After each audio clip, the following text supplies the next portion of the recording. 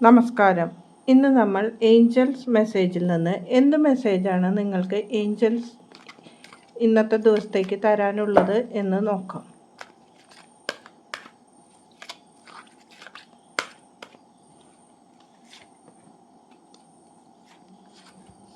രണ്ട് കാർഡുകളാണ് എടുത്തിരിക്കുന്നത്.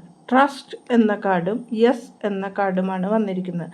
നിങ്ങളുടെ എന്ത് കാര്യത്തിനായാലും യൂണിവേഴ്സിനെ വിശ്വസിച്ചുകൊണ്ട് മുന്നോട്ട് പോകൂ എന്നതാണ് ഈ കാർഡ് പറയുന്നത്.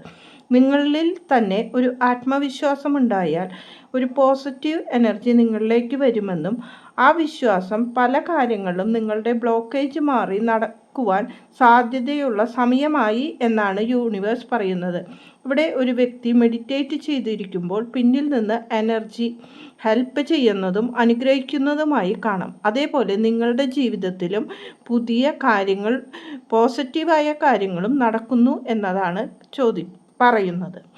ഇവിടെ യെസ് എന്ന ഈ കാർഡ് പറയുന്നത് നിങ്ങൾക്ക് യൂണിവേഴ്സിനോട് ചോദിച്ച കാര്യങ്ങളിൽ ചിലത് നടക്കാറായി എന്നതാണ് ഇവിടെ പറയുന്നത്. ഒരു യെസ് കാർഡ് എന്ന് പറഞ്ഞത് നിങ്ങൾ ചോദിച്ചതോ അല്ലെങ്കിൽ മാനിഫെസ്റ്റ് ചെയ്യുന്നതോ ആയ കാര്യങ്ങൾ യൂണിവേഴ്സ് തരുന്ന സമയമായി എന്നതാണ് കാണിക്കുന്നത്. ഒരു നല്ല ദിവസം ആശംസിക്കുന്നു. നന്ദി, നമസ്കാരം.